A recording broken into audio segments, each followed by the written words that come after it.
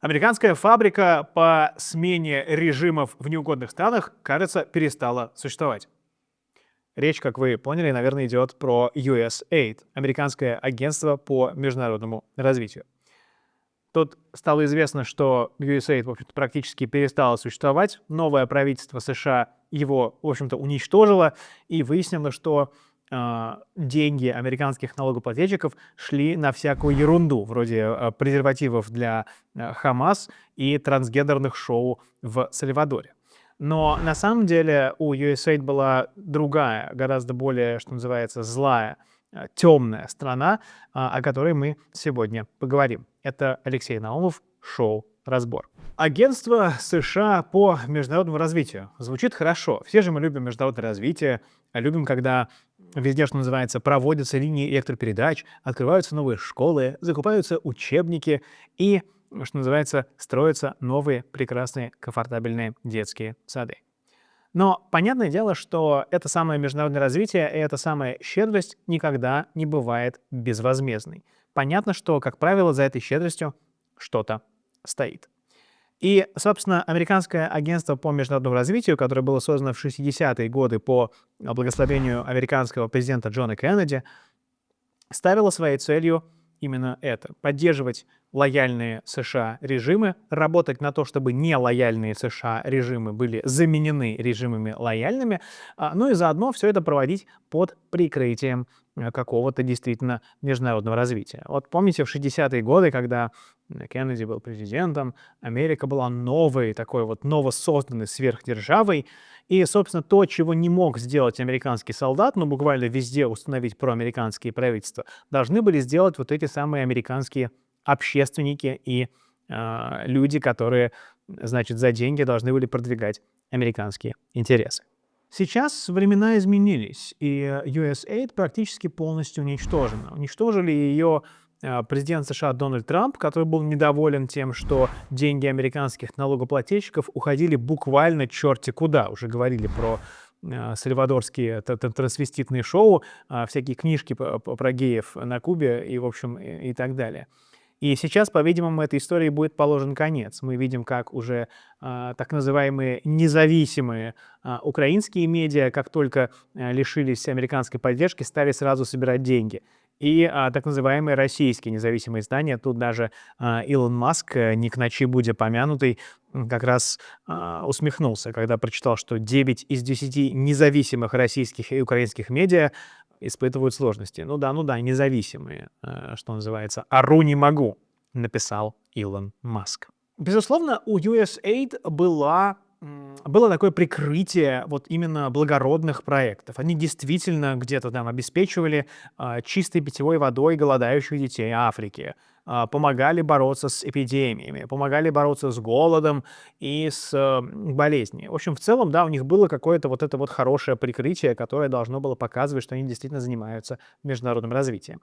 Но, конечно, хватало и реально вот откровенно таких вот постыдных проектов. Например, в 2009 году начался проект на Кубе. Они создали такую социальную сеть, которая называлась Zunzuneo. И это должна была быть социальная сеть, вроде Твиттера, запрещенного на территории Российской Федерации, которая должна была привлекать молодежь не политическим контентом, завлекать туда людей, чтобы они, значит, шерили какие-то сообщения, контент там рассылали. А потом предполагалось, что со временем туда постепенно будет вводиться политический контент, чтобы создать недовольство правящим режимом на Кубе и привести к свержению и замене его на режим проамериканский.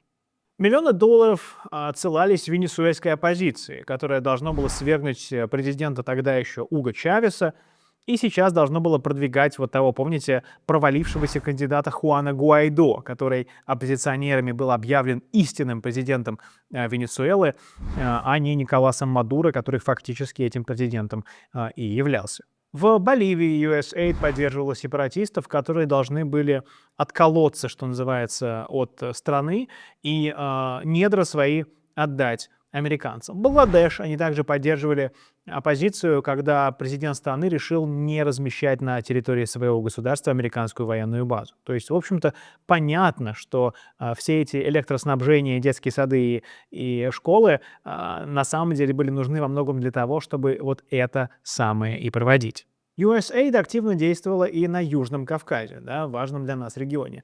В Грузии, например, десятки миллионов долларов выделялись на продвижение демократии, поддержку верховенства закона, прозрачности власти и всего такого.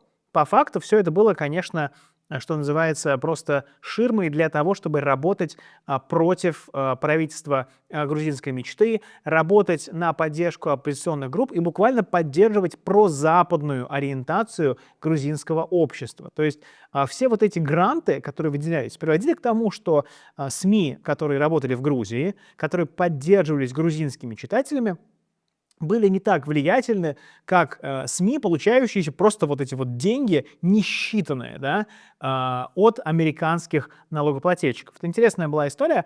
Илон Маск также рассказывал, да, писал в своей социальной сети X, что у USAID не было ни одного платежа, который они отвергли. Вот все, что у них просили, все они буквально высылали. В итоге там каким-то террористам даже платили деньги, потому что, ну, просто никто там не считал, никто не отчитывался.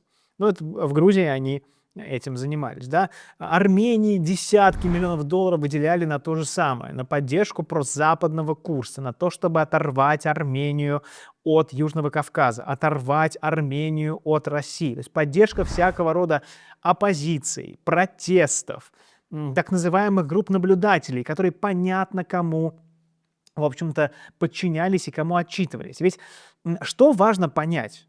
Да, безусловно, вот вы заключаете там, вы какой-то, значит, клыкастый оппозиционер, заключаете соглашение с USAID, просите у них грант, и они вам его дают.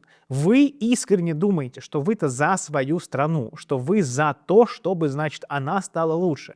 Но по факту вы никогда не будете действовать против интересов того, кто вам дал деньги.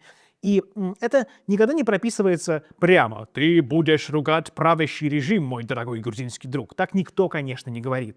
Но как бы вы сами понимаете, ну, вам дают деньги, если вы начнете ругать американцев, то деньги-то вам больше давать никто не будет. И, в общем-то, сворачивается эта ваша деятельность.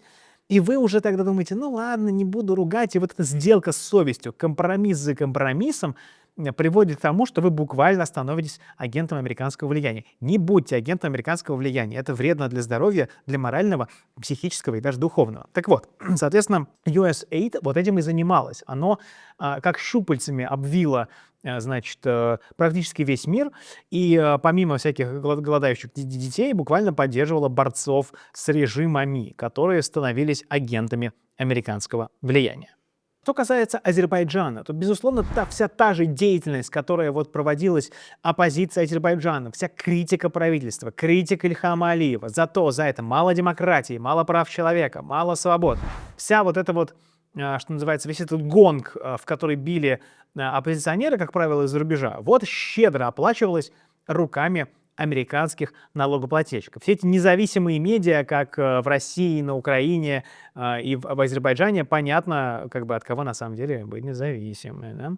Вот. Безусловно, Илон Маск и Дональд Трамп решили бороться с USAID не потому, что им не нравится американское влияние. Они хотят сэкономить деньги американских налогоплательщиков и вообще к вопросу международных отношений подходят немножечко по-другому. Они смотрят на них как на вопрос бизнеса: ты мне, я тебе, купил-продал, да, шахер-махер, как говорится на идиш, да, и в целом уже вошло в какой-то такой лексикон русскоязычный. И поэтому они говорят, какого черта мы поддерживаем какие-то бесполезные издания, которые никто не читает, которые не на читателей работают, а на грантодателей, да, которые вот платят им деньги.